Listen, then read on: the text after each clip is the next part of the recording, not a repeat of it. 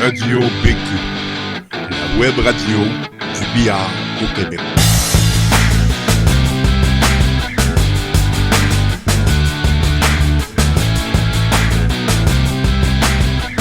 Et nous revoilà de retour, mesdames, messieurs. Ben là, je suis en compagnie du grand Manitou d'Eventime.ca, monsieur Marco Sans-Chagrin. Salut Marco, comment ça va? Salut Guy, ça va très bien? Ça va bien. J'ai une feuille ici, je peux juste te dire que tu vas t'occuper bientôt, hein? Oui, puis on a d'autres projets qui sont on peut pas divulguer pour l'instant, mais on en a beaucoup sur la table, là, présentement. Parle-moi un petit peu du championnat canadien qui va avoir lieu du 23 au 28 mai de cette année. OK, le championnat canadien, on voulait l'avoir, mais on voulait avoir toutes les catégories, autant amateurs, hommes-femmes, ouverts, hommes-femmes, juniors. Mais je voudrais en profiter en même temps pour avoir notre champion canadien au bank pool, au speed pool, au one pocket et au 14 ans. Alors, il va y avoir 4 autres événements qui vont s'ajouter aux 5 événements officiels du championnat canadien pour avoir notre champion dans chacun des jeux. Évidemment, one pocket, speed pool, bank pool et 14 ans sont des jeux beaucoup moins populaires, donc les frais d'inscription vont être plus bas. Okay. Ça va être plus en formule mini-compétition. Oui. Puis on verra pour le futur vers où on s'en va. Hey, c'est beaucoup de tournois, ça, Marco. C'est beaucoup de tournois, hein? Check, là, je regarde la feuille, là. Il y en a 10, 11, au moins quoi, 15 tournois de catégories différentes. Oui, on a quand même 6 jours de compétition. Oui, c'est vrai. Et Speedpool, on s'entend que c'est pas un tournoi qui prend beaucoup de temps à jouer. Non, c'est vrai. Puis ça va être en formule mini-tournoi, donc quand les joueurs, chaque tournoi, soit, mettons, par exemple, le 8 Open, c'est mardi, mercredi. On s'entend que le mercredi, c'est une journée plus tranquille, parce que c'est seulement les 8-12 premiers qui restent. Fait que ça va occuper les autres en attendant de se qualifier pour les finales qui vont avoir lieu le dimanche pour les 4 jeux. En ce qui concerne le speed pool, là, c'est-tu ouvert à tout le monde? Je veux dire, il n'y a pas de classe là-dedans, là, hein? Il y a une catégorie, pour ces 4 jeux-là, il y a une catégorie. On parle de des frais d'inscription aux alentours de 75 $. OK. Alors, non, effectivement, il n'y a pas de catégorie parce que ça peut être un tournoi plus rapide. On en a à Québec des joueurs qui ont déjà gagné des tournois de speedpool. Ils ne sont peut-être pas du calibre Alex Salva, mais ils vont quand même lui donner du fil à retordre, puis c'est pas des pros. Donc, c'est tout le monde dans la même catégorie. Hey, ça va être intéressant à voir quand même, ça. Autre chose sur le championnat canadien, je sais que vous allez être... ouais, justement, je pense que c'est dans l'Arena, vous êtes, hein? Oui, on veut profiter. Vous savez qu'en tant que promoteur, on a toujours le combat de le prix d'installation et de gestion de l'événement versus le nombre de participants. On se fait souvent dire que les frais sont chers. C'est quand même pas cher si on compare à un tournoi de golf et compagnie, mais comparé à une salle de billard où les frais sont très minimes parce que la salle est installée, nos frais d'installer des tables neuves dans un aréna sont assez exorbitants. En réunissant la classique de billard des Appalaches et le championnat canadien... Ça coupe la poire en deux. Ça coupe la poire en deux.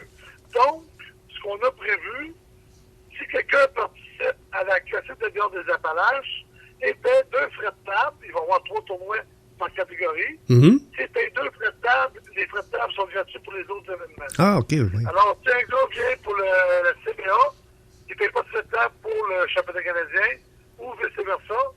Et si un gars vient juste jouer le bank pool et le speed pool, il va quand même payer ses 2 frais de table pour aider à payer l'installation de l'événement. On prend une chance. On espère que le total des joueurs vont couvrir les journées supplémentaires d'aréna qu'on a à payer. C'est une petite chance qu'on prend cette année. On est quand même assez confiants. On a une formule revigorée d'inscription pour motiver les joueurs à dire wow, il va y avoir du monde. Je pense que notre nouvelle manière d'apporter les inscriptions va nous sécuriser beaucoup. Okay, avec un prix moins cher lui qui s'inscrit tôt. Le prix régulier pour lui qui attend un peu.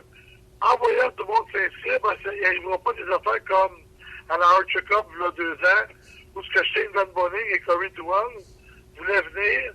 Ils avaient vu qu'une semaine avant l'événement, il y avait seulement 8 pros d'inscrits. Alors, ils n'ont pas beaucoup de vol.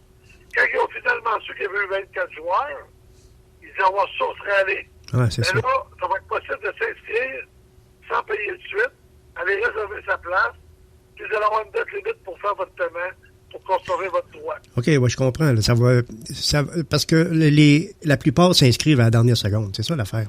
Exactement. Puis là, on parle de même un gars comme Francis Crevier, qui est très près de l'organisation, qui fait partie de ceux qui montent la salle. On avait comme politique, on va t'inscrire quand tu vas voir payer. On se remontait avec Francis qui s'inscrivait une semaine avant le tournoi. Ben, là, son nom va être sa liste en premier. Puis les causes vont être limitées, donc il devrait y avoir une inscription assez rapide à réserver les places. Ouais. Ensuite, on va avoir des listes de réserve, parce que tant que les gars n'auront pas payé, leur place ne sera pas réservée. Rappelle-moi les dates en passant. Je sais que le championnat canadien, c'est à partir du 23, mais pour le provincial? Le provincial va être à l'automne. L'endroit et la date n'est pas encore déterminée. Les 2 dernières années ont été à Victoriaville. OK. Excuse-moi, c'est moi qui est mêlé, là. Toi, tu me parles, dans les 10 jours de temps, c'est la classique de billard des Appalaches, là. Exactement. Ah, OK. La classique de billard des Appalaches commence quand? On va commencer le vendredi d'avant, le 19. OK, ça veut dire... Comme d'habitude, c'est vendredi, samedi, dimanche, lundi. Excellent, OK. Tandis que c'est vrai, tu peux pas faire 3 semaines de tournoi, là. Puis pour les inscriptions, c'est le même principe pour les Appalaches, comme tu dis? Même principe, ça va être possible d'aller mettre notre nom dans la liste. Vous allez avoir un délai pour payer. Fait qu'on va au moins se ramasser avec des... Le 3 était décourageant. Écoutez, il y avait 6 à 8 gars d'inscrits. Il y en a beaucoup qui ne jouaient pas parce qu'ils disaient qu'il n'y aura pas de monde, il n'y aura pas de monde. Donc, si les gars se compromettent à s'inscrire, ben, ils ont l'air un peu fous de ne pas y aller quand ils ont mis le nom. Ouais. C'est sûr qu'il y en a qui vont se désinscrire, mais j'ai fait des tests dans ma propre salle de billard. Quand en formule, on réserve sa place. Le 31, j'ai eu 33 joueurs. Ouais. Je suis pas mal certain que j'avais demandé au monde de payer à l'avance. Ouais. 2 jours avant l'événement, j'avais eu 7-8 joueurs. Ouais. Les autres auraient dit, ben, ça vaut pas la peine d'y aller. Ouais. Puis, OK, toi, tu m'as dit que le championnat provincial, ça, c'est à l'automne. On a le temps d'en parler, là. C'est pas un problème. Oui, puis la Archer Cup. La Archer Cup va finir à l'automne aussi. C'est beaucoup d'inscriptions, le championnat canadien pour les joueurs. Et la Archer Cup était un volet international à 300 quelques dollars d'inscription. Rajoutez ça aux 5, 6, 7, 8 tournois que les gars peuvent participer dans le championnat canadien. Ça faisait trop pour une seule personne, parce qu'on ne voulait pas se ramasser qu'un tournoi nuit à l'autre.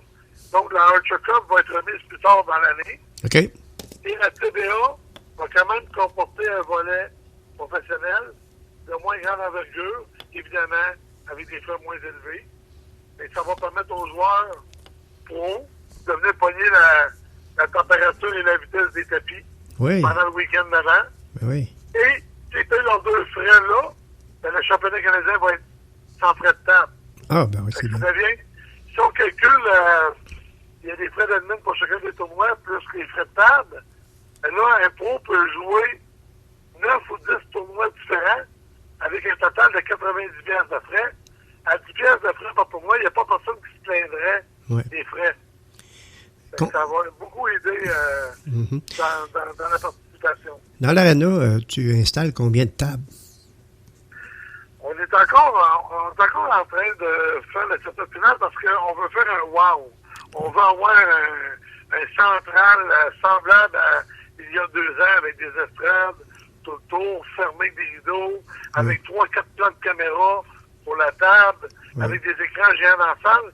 Fait qu'on est entre 32 et 34 tables pour l'instant. OK. Parce qu'on veut garder de l'espace à la patinoire. Oui. On n'a pas besoin d'autant de tables parce qu'on a plus de jours. OK. Ça, c'est quelle aréna, Marco, ça? Le lac... C'est l'aréna de Black Lake. Oh, OK, c'est ça. La même qu'on utilise depuis 2 ans. OK. Puis, OK. De toute façon, une aréna et un autre, la patinoire est toujours la même grandeur. Oui, de toute façon, toutes les infos vont être ici une semaine sur le site d'Eventime, à eventime.ca. Oui. Aujourd'hui, je t'avais marqué, je t'avais rentré quel jeu joue quel jour pour le championnat canadien. On va finaliser le championnat canadien. Je t'avais tente des réponses du conseil de la CBSA. pour confirmer mes prix d'inscription. Lorsque ça va être fait, les numéros pour l'hébergement, les montants pour les inscriptions, le championnat canadien vont être disponibles. Ça devrait être disponible d'ici la fin de semaine. La semaine prochaine, on s'attaque à la CBA. Donc, d'ici 2 semaines, les infos pour la CBA vont être en ligne. Puis vous allez pouvoir tout aller réserver pour chacune des catégories, dans chacun des tournois. Excellent. On va faire notre petit tournoi à Las Vegas. Je vais à Vegas depuis 1990. Oui. C'est un événement qui dure 10 jours. On s'en vient avec un événement de 10 jours au Canada. C'est une des premières fois que ça a lieu. Puis on va bâtir alentour de ça. Je travaille beaucoup avec les gens de la CBSA, dont Alain Parent et John White. Mm-hmm. Puis on a des gros projets pour le championnat canadien, éventuellement. On travaille avec des gros commanditaires pour essayer de redorer un peu l'image du championnat canadien. Oui, puis là, il nous reste seulement qu'une minute, mais juste pour dire que je ne sais pas, je pense que c'est le même, ça fonctionne. Je pense que le tournoi est géré par la CBSA, hein? Ou bien c'est CompuSport. Ben, moi, j'ai imposé CompuSport à la CBSA parce que si on est pour être promoteur de l'événement, Event Time, on a un minimum, un peu comme on a fait avec la FQSB. Nos tournois à nous, on utilise CompuSport. Les FQSB ont leur propre logiciel, ben, on veut CompuSport parce que les joueurs aiment ça.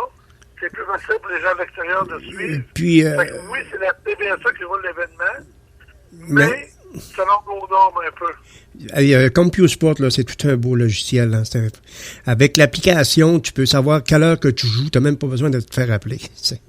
Oui, puis ça permet de suivre tes joueurs préférés. Il y a une genre de notification. Oui. Tu vas sélectionner des joueurs. Oui. À toutes les fois qui sont cédulés pour commencer à jouer ou quand il y a un résultat qui rentre, tu as une petite notification qui apparaît. Quand on joue dans le tournoi, je recommande toujours aux joueurs de se mettre dans la notification. Fait que s'il y a un changement d'heure pour votre match, vous allez avoir la notification, puis ça va être beaucoup. Fait que vous étiez prévu pour jouer à 5 heures, et dû à un retour, on remet votre match à 7 heures. Vous êtes à votre chambre d'hôtel, vous pouvez vous fier à ça, vous allez avoir un pop-up qui va dire votre match a été changé pour 7 heures. Oui. Votre temps, manger, c'est vraiment le fun. Ah oui.